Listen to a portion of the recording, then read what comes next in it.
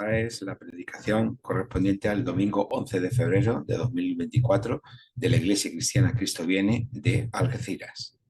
En esta mañana el texto de referencia es el Evangelio de Marcos, capítulo 8, versículo 27 al capítulo 9, versículo 8.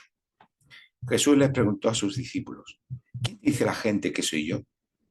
Y casi 20 siglos después, esta pregunta sigue estando vigente. La respuesta es crucial, porque dependiendo de cómo lo respondamos, nuestra vida discurrirá por un camino u otro. ¿Quién es Jesús para ti hoy? En aquel momento, la gente, momento donde, en el cual el texto nos está situando, la gente tenía sus propias respuestas. Hoy, después de tanto tiempo, la gente sigue teniendo las suyas. Incluso los cristianos tenemos las nuestras. Afirmamos con el credo niceno que Jesús es verdadero Dios y verdadero hombre, la segunda persona de la Trinidad. Y todo esto es correcto, porque el Evangelio de Marcos nos habla de Jesús como la presencia encarnada de Dios en el mundo. Sin embargo, esta no fue la respuesta que dio Pedro a Jesús. Tampoco era lo que la gente pensaba en aquel momento acerca de quién podía ser Jesús.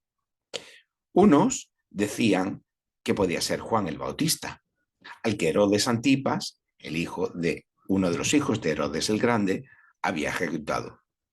Otros decían que podía ser Elías. ¿Pero por qué Elías? Porque, como dice el profeta Malaquías, acordaos de la ley de Moisés, mi siervo, al cual encargué en Horeb ordenanzas y leyes para todo Israel. Yo os envío al profeta Elías antes que venga el día del Señor grande y terrible. Así que había fariseos escribas que esperaban que Dios enviaría nuevamente al profeta Elías antes de la venida del reinado de Dios. Había otros que pensaban que Jesús incluso podía ser alguno de los profetas. En este texto, en el que hemos leído, se menciona a Moisés y a Elías. La Torá hablaba de un profeta como Moisés. En Deuteronomio capítulo 18, versículo 18, dice: un profeta como tú, referido a Moisés, les levantaré en medio de sus hermanos. Pondré mis palabras en su boca y él les dirá todo lo que yo les mande. Así que otros judíos, como los saduceos, esperaban a un profeta como Moisés, sobre la base de esta promesa del Deuteronomio. Así que por eso había unos que decían que Jesús era un profeta, otros decían que podía ser Elías, otros decían que podía ser Juan el Bautista. Todas esas eran las respuestas que la gente tenía acerca de Jesús. Pero Jesús les pregunta a sus propios discípulos: ¿y vosotros, quién decís que soy? La respuesta de Pedro es contundente: tú eres el Cristo. Y Jesús les mandó que no lo dijeran a nadie. ¿Pero por qué Jesús les manda a los discípulos que no dijeran a nadie que era el Cristo? Pues está muy relacionado con qué significa que Jesús sea el Cristo. Porque Cristo es la palabra griega que traduce la palabra hebrea Mesías. Y Mesías es el rey prometido por Dios para traer justicia, misericordia y paz al mundo. Que sea el Cristo no significa que sea divino, que es como normalmente nosotros solemos entender esa designación de Cristo, sino que lo que significa es ese rey prometido por Dios para traer o preludiar el reinado de Dios. Lo cual no quiere decir que el evangelista Marcos, como ya hemos dicho, no nos transmita que Jesús es Dios de alguna forma, que no está completamente definido, como en el resto de los evangelios o como el resto del Nuevo Testamento. Pero lo que quiero decir es que la palabra Cristo significa rey, ese rey prometido por Dios a su pueblo, para hacer justicia y ser luz a las naciones. Pero no necesariamente implica o no tenemos que hacer una ecuación o un reduccionismo respecto a que sea, que Cristo significa que es Dios. ¿Vale? Esto es lo que quiero decir. Pues bien, retomando entonces el sentido de Mesías, de rey prometido por Dios para su pueblo, eh, es algo que no se podía ir diciendo por ahí, porque esto representaba un desafío para el rey de Judea y para el Imperio Romano. Como digo, no se podía ir diciendo por ahí a la gente que había otro rey que no era Herodes Antipas o alguien por encima del emperador de Roma o que pudiera de alguna forma desafiar el estatus político romano. Porque tanto unos como otros, pues seguramente no se van a quedar de brazos cruzados, sino que iban a reaccionar y no precisamente de una forma pacífica con aquel que se atreviera a decir o anunciar que era rey. Todo lo contrario.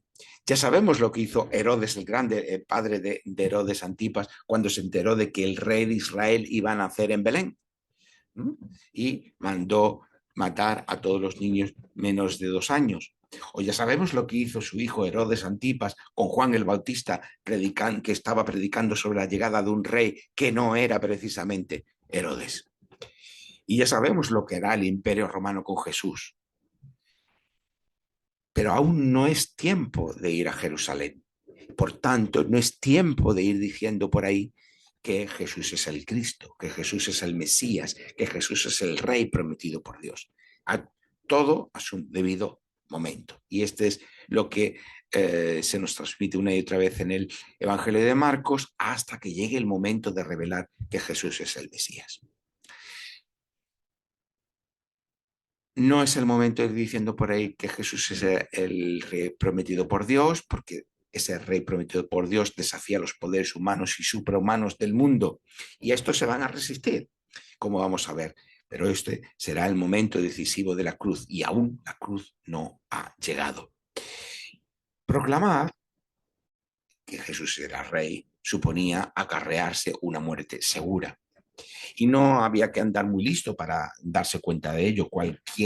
La persona en ese contexto iba a establecer la relación muy rápidamente entre una cosa y otra. Y eso es precisamente lo que el propio Jesús, que es consciente de lo que va a ocurrirle, anuncia que va a pasarle, ¿no? Si él tiene esa conciencia mesiánica, esa conciencia de que él es el rey prometido por Dios, por tanto, sabe que en algún momento se va a tener que enfrentar con Roma, se va a tener que enfrentar con los poderes políticos y sociales judíos y eso le va a llevar a la muerte. Y es el anuncio que tenemos en el versículo 31 del capítulo 8. Pero Pedro, que está escuchando a Jesús, que también es consciente de la relación que existe entre esta afirmación y lo que Jesús está diciendo, es decir, que le va a suponer la muerte, Pedro se echa las manos a la cabeza y llama la atención a Jesús, no digas esto. Lo llama aparte y le dice, no digas esto. Versículo 32 del capítulo 8. Está bien que Jesús no quiera que nadie sepa que Él es el rey prometido. Vale, esto Pedro lo puede aceptar. Pero afirmar que Jesús es el rey y que va a morir, eso Pedro no lo puede aceptar. ¿Por qué? Porque eso significaría que Jesús no era el rey prometido, sino todo lo contrario, que era un falso Mesías. Si Jesús es el Mesías, pero va a morir, no, mucho menos que vaya a morir en la cruz, que todavía Pedro eso ni lo sabe,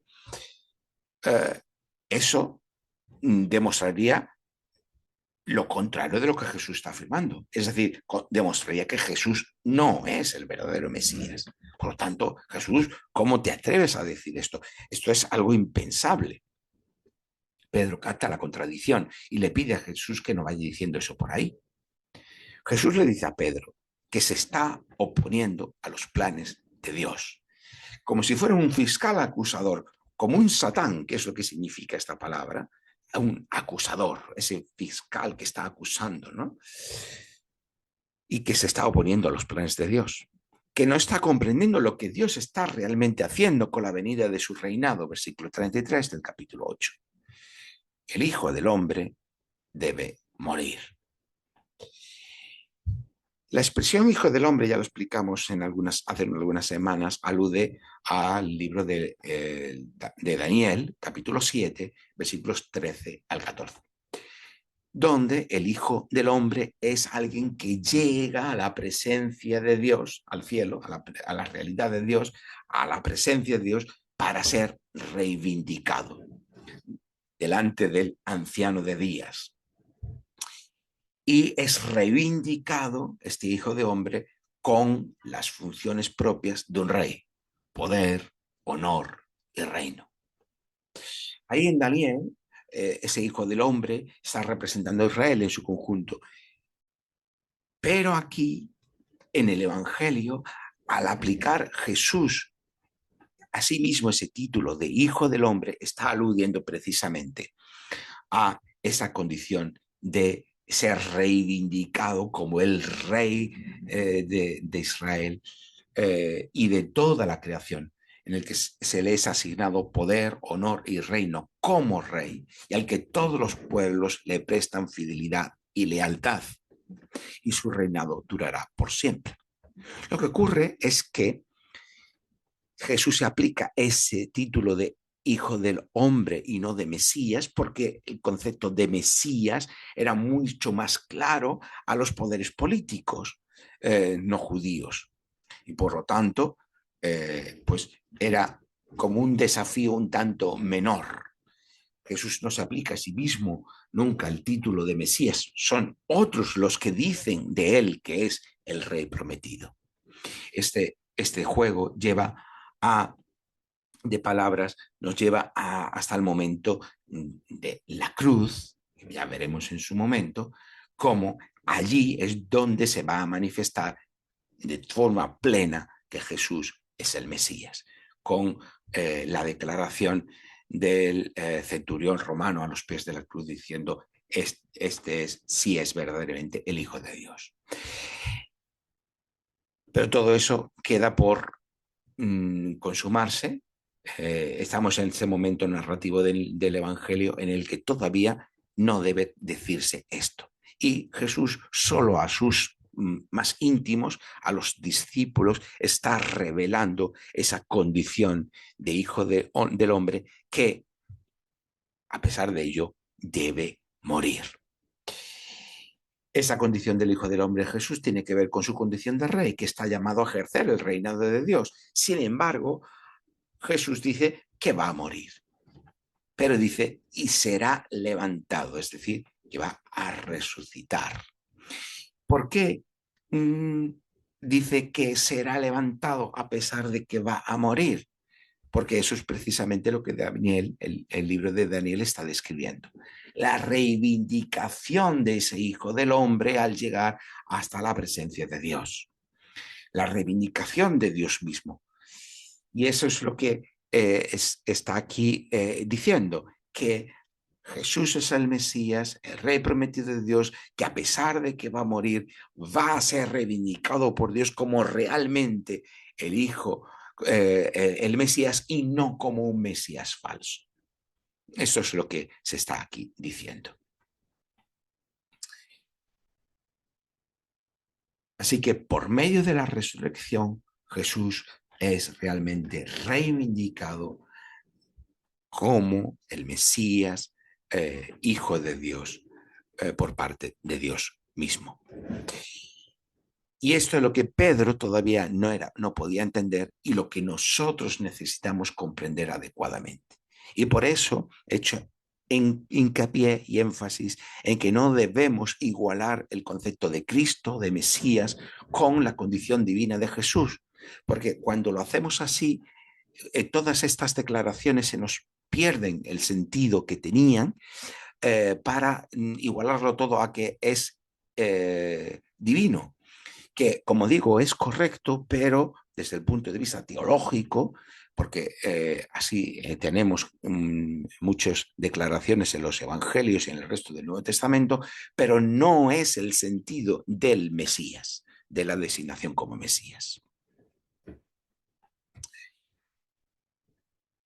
Así que Pedro, Juan y Jacobo se van a convertir en testigos de excepción precisamente de esa reivindicación de Jesús como hijo del hombre, y no van a tener que esperar hasta el momento de la cruz o hasta el momento de la resurrección. Ellos van a poder tener una experiencia, van a poder experimentar por sí mismos esta reivindicación de Jesús por parte de Dios como verdadero rey, el verdadero rey prometido o el verdadero Mesías. Y ese es el sentido de las palabras del versículo 1 del capítulo 9, cuando dice que algunos no morirán sin haber visto el reino de Dios viniendo con poder. Y es que para la cultura del mundo antiguo, y también de la Biblia, que pertenece a esta cultura del mundo antiguo o del Mediterráneo antiguo, las montañas son los lugares donde el cielo y la tierra se unen, donde se producen las manifestaciones de lo divino. Por eso, allí en el monte Sinaí, Moisés y Elías experimentaron la presencia de Dios. De la misma manera, Pedro, Jacobo y Juan tienen la experiencia de experimentar la presencia de Dios en un monte alto, como nos dice en el versículo 2 del capítulo 9. Pero la diferencia aquí es que esa presencia de Dios no se manifiesta de una forma velada o no directa, como experimentaron Moisés y Elías, sino por medio de determinadas experiencias, sino que ahora la presencia de Dios es Jesús mismo. Por tanto, esta experiencia que transmite el Evangelio y que denominamos, que llamamos la transfiguración de Jesús, es la muestra, es la manifestación de que Jesús es la presencia de Dios encarnado en el mundo. Por tanto, es abrir los ojos de Pedro, de Jacobo y de Juan precisamente a esta condición de que Jesús encarna la presencia de Dios en el mundo. No en vano, el pasaje que Marcos nos presenta anteriormente a esta pregunta de Jesús a sus discípulos sobre quién es Él, lo que antecede es la curación del ciego Bartimeo. Y de alguna manera nos está preludiando la narrativa del Evangelio de Marcos precisamente esto, que los ojos de Pedro, de Jacobo y de Juan van a ser abiertos a esta nueva realidad para que vean que Jesús es esa presencia encarnada de Dios y que de alguna manera se nos muestra, se nos revela, tienen ese apocalipsis, que es lo que significa esa palabra, revelación, esta condición de Jesús. Ahora, y esto es lo que significa la experiencia de la transfiguración. Pero, ¿quién está junto a Jesús? Versículo 4. Y se les aparecieron Moisés y Elías hablando con Jesús. Ya se nos ha anticipado anteriormente que en las posibles respuestas ante la pregunta de quién es Jesús, había quien decía que podía ser Moisés, un profeta como Moisés, había quien decía que podía ser Elías, y ya hemos explicado un poco el sentido de esto. Pero ahora, quien está junto a Jesús son precisamente Moisés y Elías. ¿Pero por qué Moisés y Elías? Ya nos, como digo, ya nos lo ha anticipado de alguna forma Marcos con la pregunta, la respuesta sobre la pregunta ¿quién es Jesús? Eh, si Moisés y Elías debían volver, se especulaba que Jesús pudiera ser o bien uno o bien el otro. La consecuencia de que en esa transfiguración en la que Pedro, Jacobo y Juan están viendo, están experimentando la condición, esa, en que Jesús encarna la presencia de Dios en el mundo, y lo están viendo hablar precisamente con Moisés y con Elías, lo que esto supone es que Jesús no es ni uno ni otro, que Jesús no es ni Moisés ni Elías, sino precisamente que es el rey prometido por Dios. ¿Y cómo lo sabemos? Primeramente, obviamente, porque hay una diferenciación entre Jesús, Moisés y Elías, y otro es las palabras que se pronuncian, que ellos escuchan oír. Y eso lo vamos a ver a continuación. Pero de momento Pedro le pide a Jesús quedarse allí y para ello quiere hacer 3 cabañas. Una para cada uno de ellos, una para Jesús, otra para Elías y otra para Moisés, versículo 5. Jesús, por tanto, tenemos a Jesús el Mesías, a Elías los profetas, que representan a los profetas, y Moisés, que representa la ley. Y Pedro, de alguna forma, está pensando en una suma. Esto de las cabañas nos parece un poco extraño, pero en definitiva lo que el texto nos está diciendo es que Pedro lo que estaba pensando en que Jesús, en su condición de Mesías, se une a Elías en condición que representa a los profetas y Moisés que representa la ley, que Jesús viene a ser el complemento de todo, viene a ser el complemento en su condición de Mesías de los profetas y de la ley. En cuanto a revelación de Dios, Dios se ha revelado por medio de los profetas, Dios se ha revelado por medio de la ley y ahora Dios se revela por medio del Mesías. Y Pedro está pensando en una suma de todo. O el gesto de Pedro, o las palabras de Pedro, al querer construir una cabaña para cada uno de los 3, está significando un complemento entre ellos. Pero la experiencia no va a estar completa hasta que Pedro, Jacobo y Juan entiendan la profundidad del significado de esta experiencia. El texto dice que Pedro no sabía lo que decía porque estaba asustado, versículo 6. O sea, que lo que está diciendo es el texto no está, en cierto modo, desautorizando a Pedro. Está diciendo, Pedro no está comprendiendo todavía lo que aquí se está manifestando. Jesús no viene a complementar la ley y los profetas, es decir, la revelación de Dios, sino a darles su cumplimiento. Y la clave está, como ya he dicho antes, en cuando una nube de luz los envuelve y se oye una voz que dice, este es mi hijo amado, escuchadle a él. Versículo 7, este capítulo 9. Estas son las mismas palabras pronunciadas en el momento de su bautismo. Y como ya vimos, son una referencia tanto al Salmo 2 como a el capítulo 42 del libro de Isaías. Y allí explicamos que designan tanto a Jesús como rey, como a Jesús como siervo de Dios. Aquel rey que debe traer el reino de Dios y aquel siervo que representando a Israel debe ser luz a las naciones y traer justicia al mundo, que es lo que significa uno y otro. Junto a esa declaración se oye la orden, escuchadle a él, que es lo mismo que se dice en el libro del Deuteronomio, capítulo 18, versículo 15, cuando se promete la vuelta de un nuevo profeta como Moisés. Y dice, a él oiréis. Y aquí se dice, escuchadle a él. Por lo tanto, lo que está significando estas palabras es primeramente que Jesús es el rey prometido por Dios, que es el siervo de Dios representando a todo Israel para hacer luz a las naciones.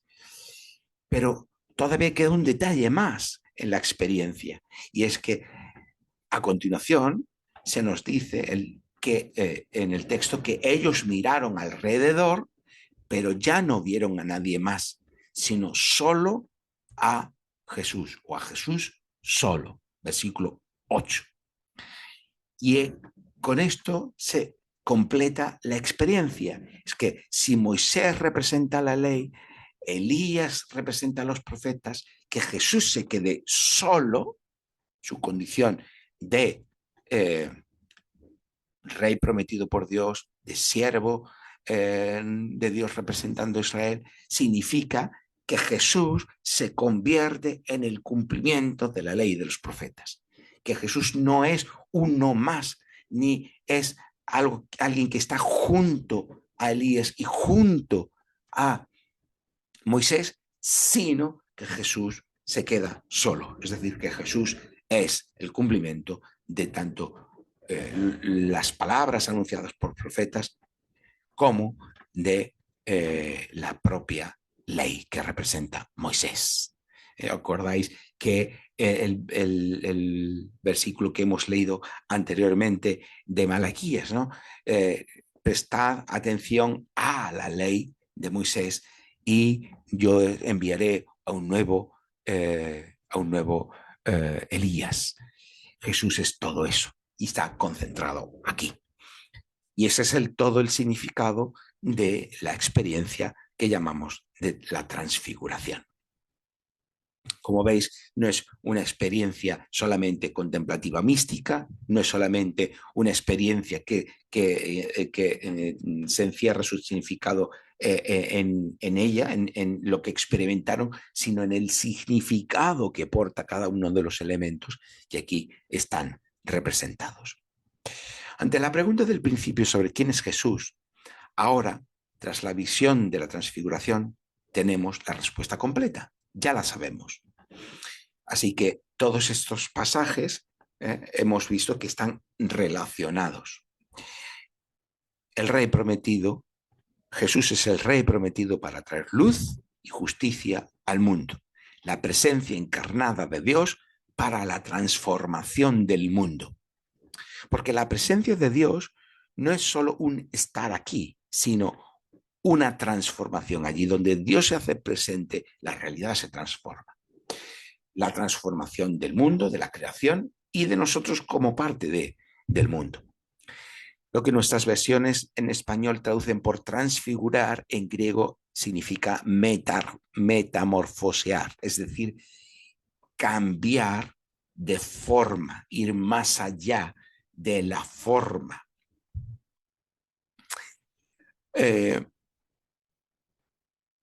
Así que ahora esta presencia de Dios en el mundo podemos recibirla por medio de la fe que confía y la llamamos Espíritu Santo. Por lo tanto, esa transformación, esa presencia de Dios, no es solamente que Jesús se mostrara en su condición en esa presencia de Dios, en esa condición, diríamos, divina, sino que esa presencia de Dios es transformadora, porque allí donde Dios se hace presente, el mundo cambia y nosotros también cambiamos. Y la manera en que nosotros podemos recibir ahora esa presencia transformadora de Dios es por medio de la fe que confía a Jesús, recibirle a Él en su condición de Mesías, de su condición de Hijo de Dios, en su condición de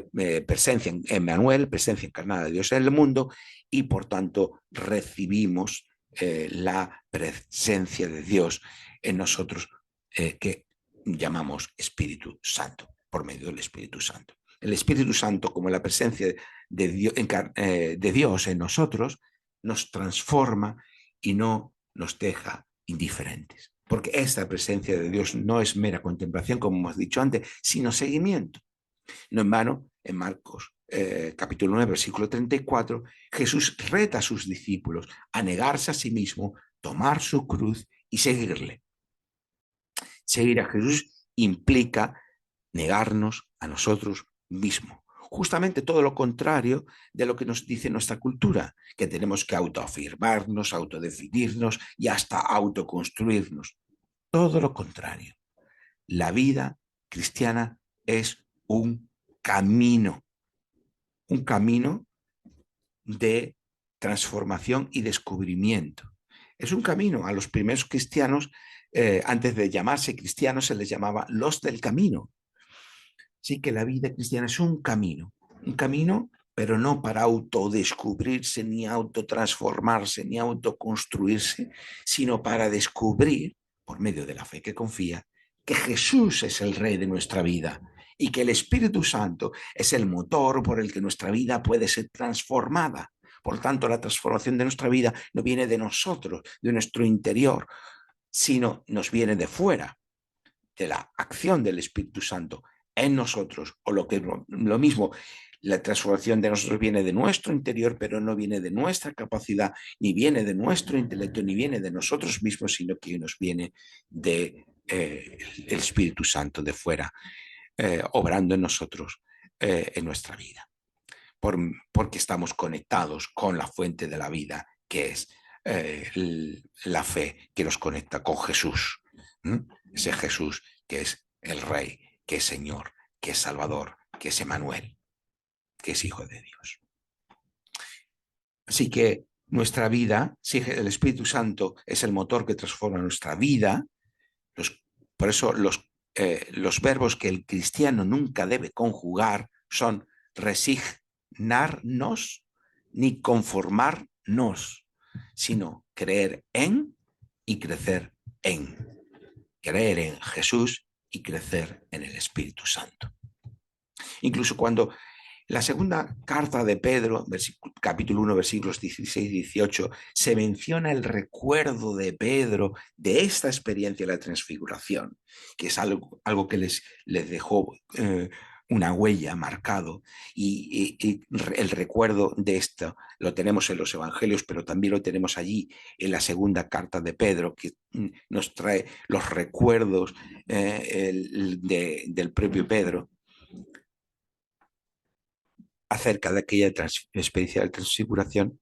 Nos muestra que esta experiencia no fue mera contemplación, sino un llamado. Las consecuencias de aquella experiencia quedan en la carta como un llamado a perseverar en la fe, en la palabra, en las promesas y en la esperanza de los cielos nuevos y la nueva tierra.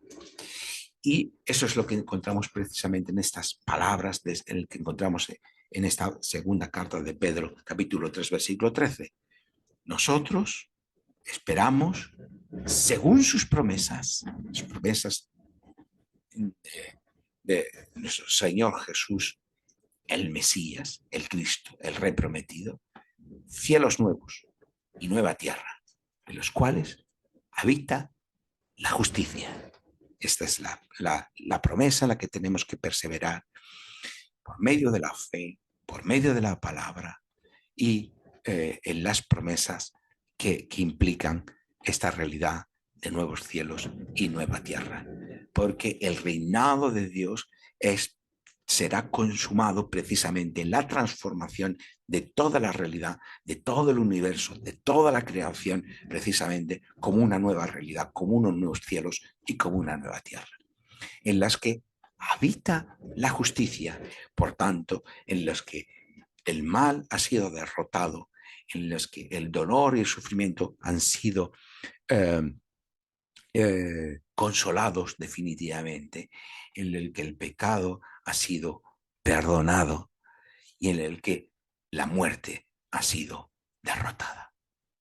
Esta es la esperanza cristiana y esta es la esperanza que invitamos a recibir por medio de la fe en Jesús a todos aquellos que nos escuchan y a todos los que ya tienen esa fe, a perseverar en estas promesas y a ser conscientes que con nuestra vida, la transformación del Espíritu Santo en nosotros, de nuestras vidas, encarnamos precisamente esta realidad en nosotros, aunque sea de una forma pequeña, anticipada, fragmentaria, débil, pero así debe ser.